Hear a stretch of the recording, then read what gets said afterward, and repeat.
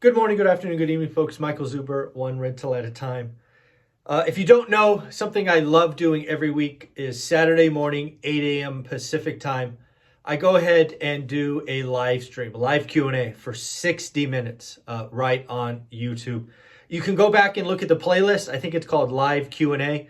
I've now done probably 50 or 60 of them, so lots of material there for you to binge watch. This particular video actually goes back to a question from yesterday. I've been asked this question a lot, so I thought I would give you my 4-step thought process to when you should focus on paying off your mortgage, right? Again, in this example, in this example, we will assume this is an investment property, not owner-occupied, okay? It's a different thought discussion, in my opinion, if this is owner-occupied versus investment property. And we're going to really probably do this in 2 segments because I do believe it is based on who is asking the question. In this example, I will do my best to set the variables for the question that came yesterday, and then I will tweak them for a different outcome. Before we get into this example, let me be very clear. If getting a mortgage, an investment property mortgage, keeps you up at night, it is telling you something. I don't care who you are, what circumstances you are. I do not believe an investment of any type should keep you up at night. Whether it's stocks or crypto or yes, even investment real estate, even one rental at a time. If it keeps you up at night and it's because of the mortgage, in that example, you should pay it off. So if that's not the case, if you are legitimately thinking about, hey, what should I do with excess capital? These are kind of the 4 situations. So first off, if I remember yesterday, the question came from a 34-year-old. So you're 34 years old. You're employed, right? You don't need the cash flow to live on in this example. You have a 3% mortgage, fixed for 30 years, and the asset cash flows. So again, option 1, and we will change this in this video later, but option 1, 34 years old, early stages of their investing career. They are employed, right? So they have a day job that are paying the bills, and they have a 30-year fixed rate mortgage at 3%. So yesterday during the live stream, I basically went into a little bit of a rant that basically that 3% here is an asset and an asset that needs to be appreciated. But what I want to do here is kind of break down 4 questions I ask myself. So question 1, and I have my notes in front of me. That's what I'm looking at. Question 1, does the asset cash flow, let's actually change colors here. Let's just change it up. We'll go back here. Does it cash flow with debt?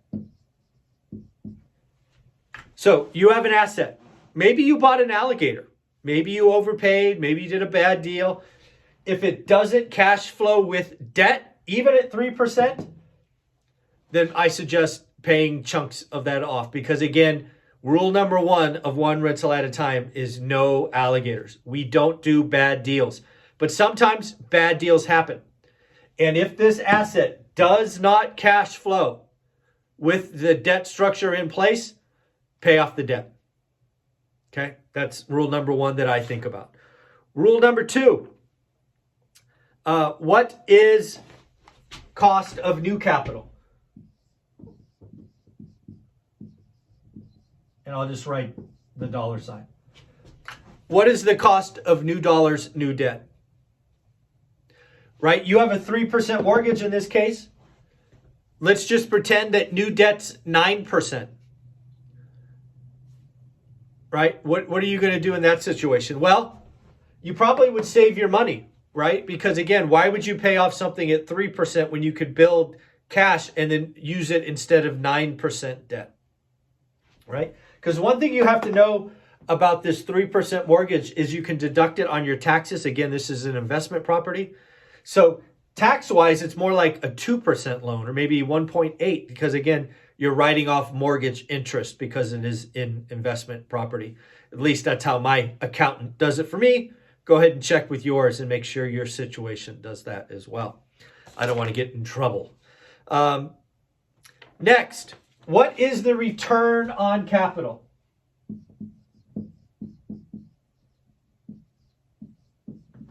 Right? What does your market return for the next deal? Right? Does your market return 2%? Well, then paying off a 3% debt might be more efficient. Does your market return 10%?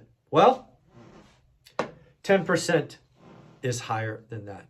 And again, the last one is, what is your plan? Are you done, right? Are you 34 years old and you don't want to own any more investment properties? If so, you're no longer growing, so it doesn't really matter. Then pay it off. If you're still planning to grow, recycle capital, do all of those things, again, lots of options. So in this example, we assume their plan is to keep growing.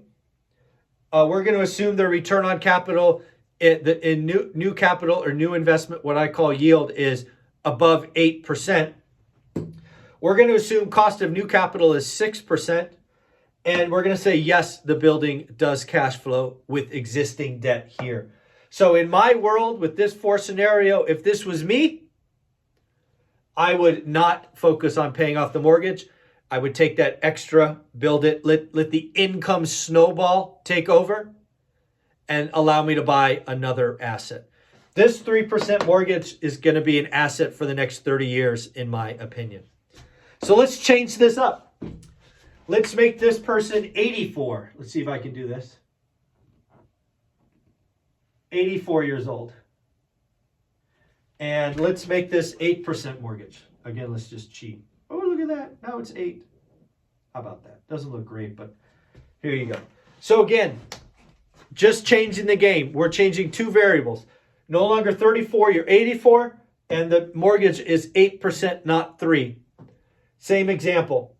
Does it cash flow with debt? Maybe not. If it doesn't, pay it down. Let's say it does. What is cost of new dollars, right? What does it cost to raise that capital? What are you going to do? Is new money 7%, 6%? This is debt, right? Is it lower than 8? If so, go get that. What is the return you can expect? If the return in your market is 6%, pay off the debt, right? If your return is 16%, well, maybe you go and get the next deal. But again, if the return is 6%, paying off the debt is better. And then finally, the plan. Hey, you're 84 years old. You're going to live to be, let's say, 120. Maybe you're done, right? Maybe you're going to live to 100. Who knows? But maybe your plan is not like a 34-year-old, but you are done and you are looking to just keep what you have and move forward. So again, in this example, maybe it doesn't cash flow, pay it off. Cost of new capital, it doesn't really matter for you because you're done growing. Return is 6. Lots of reasons to pay off debt. So in my world, there are plenty of reasons to pay off debt. In my world, there's plenty of reasons not to pay off debt. It really depends on your situation.